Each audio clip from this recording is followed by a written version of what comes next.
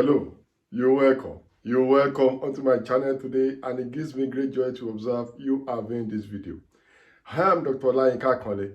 I am a lecturer in the university. I am a sociologist. I'm a researcher. On this channel, I do a number of stuff, but all these stuffs I do, you can easily cluster them into four: sociology, research, relationship, and migration.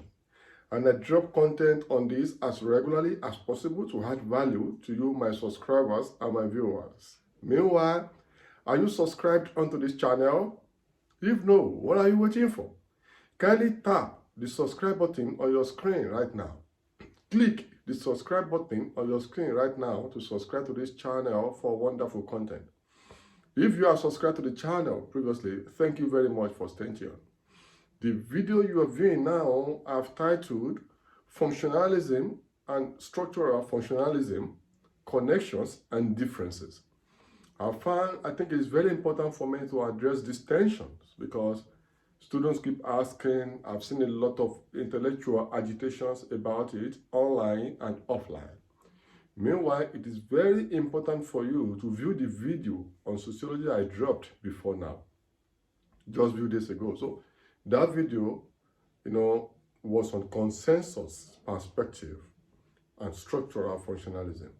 This video is a continuation of that lecture. So you cannot understand this video fully except you view the video on consensus perspective or structural functionalism. That's a single video.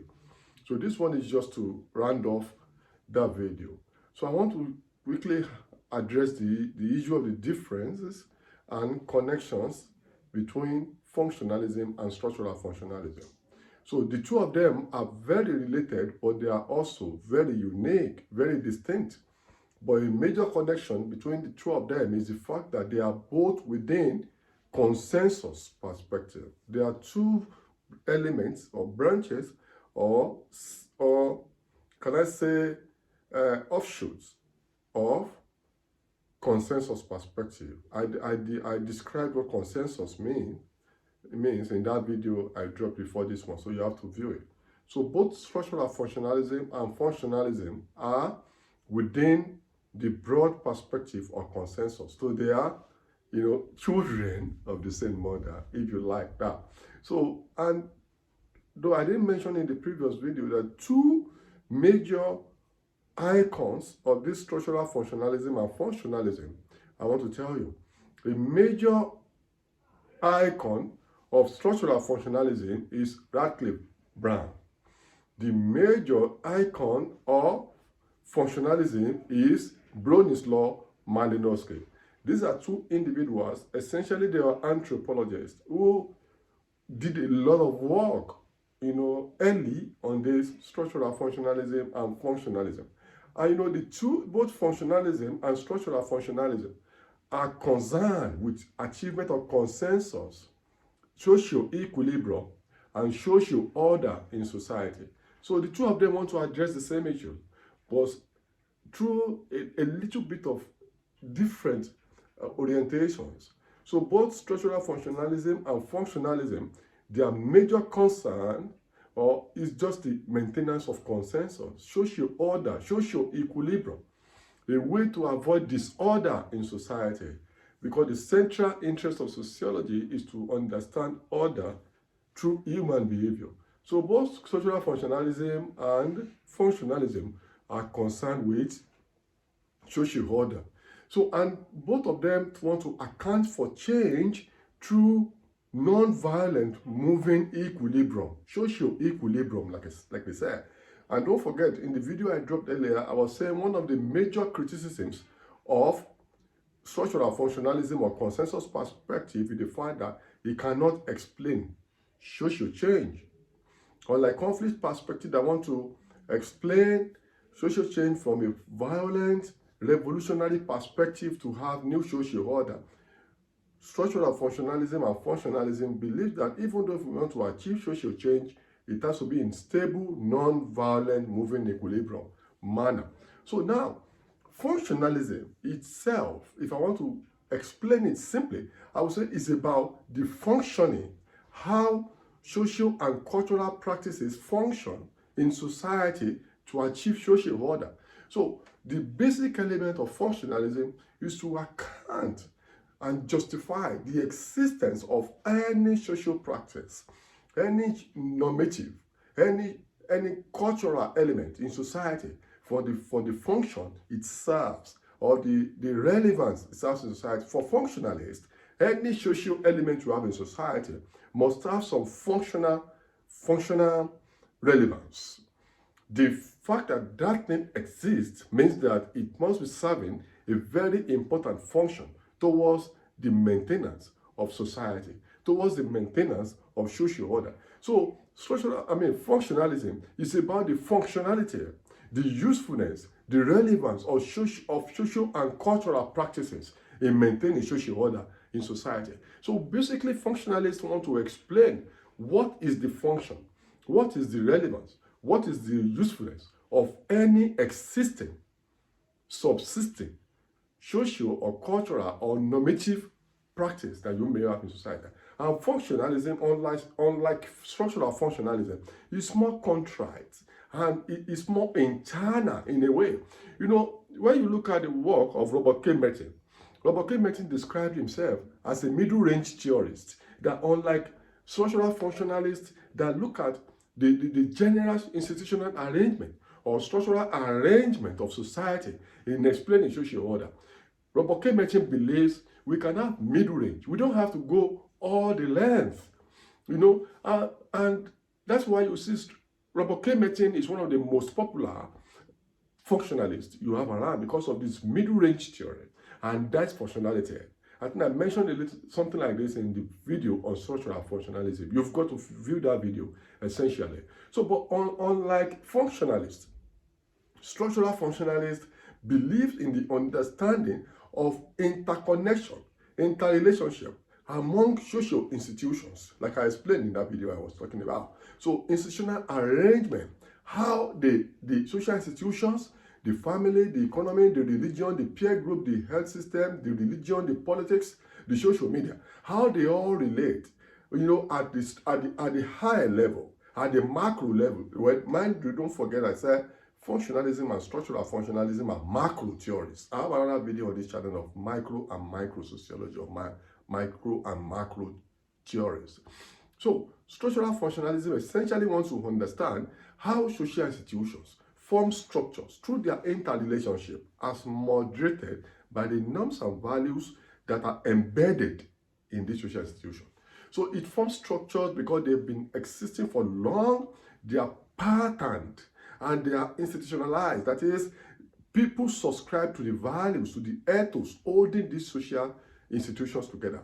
And as these social institutions communicate among themselves in a patterned, organized way, and how they then work together to perform functional role of maintaining social order, social equilibrium, cohesion in the society, consensus in society. That's the major interest of structural functionalism. That these social institutions, they form structures by their relationship and they perform important functions of maintaining social order, consensus in societies. That is actually the interest. So while functionalists only want to explain the functionality, the relevance of social and cultural practices at human level, at relationship level, at interpersonal level, structural functionalists want to explain it at institutional level, at the level of social institutions, forming structures but through their interconnections and relating, maintaining handshakes to the extent that they perform their duty of maintaining social order. I think it's just the basic difference. So I want to take you quickly to the work of Anthony Giddens. Anthony Giddens is a contemporary sociologist who have looked at the tension between structural functionalism and functionalism, believing that these tensions, these differences are not essentially very strategically important because we can find, you know, resolution of this tension. So for Giddens believe functionalism or even structural functionalism don't have agency. You know, that is, they treat human beings as robots, as puppets, as people who don't have reasons. So the major concern of Anthony Giddens is that this theory functionalists consider human beings as robots, as non-agents. So for Giddens, these functionalists don't have agency. That is, human beings are not regarded as important actors in moderating or determining the course of event in society. This is why Giddens improved on structural functionalist argument, and came up with what we call structuration theory. So the major contribution of Giddens towards the functionalist perspective is his contribution through structuration theory. When he looks at the interrelationship between the structure and the agency, that is, the agency being actors, rational actors, who are acting essentially to satisfy their needs and goals in society.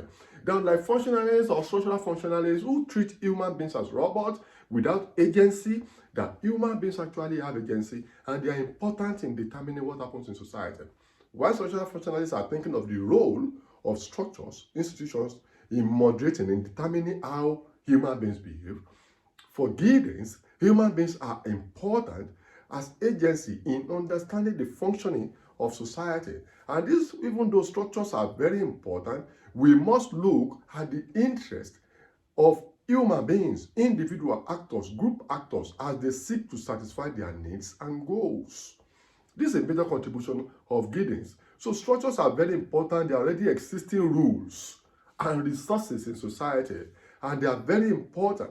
But for us to understand the workings of society, we must understand the structures, we must understand the institutions, we must understand human actors who are also in societies, struggling every day to achieve their needs and goals. That's why one of the most important definitions of sociology, has been given by Giddens, looking at maintaining that for us, Giddens gave epistemic intervention. The intervention of Giddens within the structure, within the element of theories of functionalism and structural functionalism. I call it epistemic intervention, in the sense that Giddens want to resolve the conflict, the tension of structural functionalism and functionalism by arguing for the agency, by arguing for non-robotic consideration of humans, that humans are not robots, and we have to reconcile this tension by looking at the importance of the human agencies as the actors, and look at the importance of structures, social structures, and balance it. Understanding the agency of human actors, at the same time, importance of social structure, and how human actors and structures relate within the society. This is the only way we can understand the totality of social order in society and totality of a human action. So for structuration theory, for Giddens in his epistemic intervention of resolving the tension between structural functionalism and functionalism, is to say sociologists must pay good attention to institutions, to structures, and to norms and values of society, but not superimposing the structures on the human agency. That would be a big problem. So resolution of this tension is very important. And this is, so I think you must have benefited from this, my intervention in terms of understanding. Because students have asked me this over time. People have asked me over time. Each time I teach consensus perspective or structural functionalism, a standard question they will ask is that what is the difference between structural functionalism and functionalism? And I had the same problem when I was a student of sociology in the university. But I was not lucky enough to have people explain this to me. And that's why I think I want to explain this, so that we resolve this tension once and for all. Click subscribe. Tap subscribe for more. Bye for now.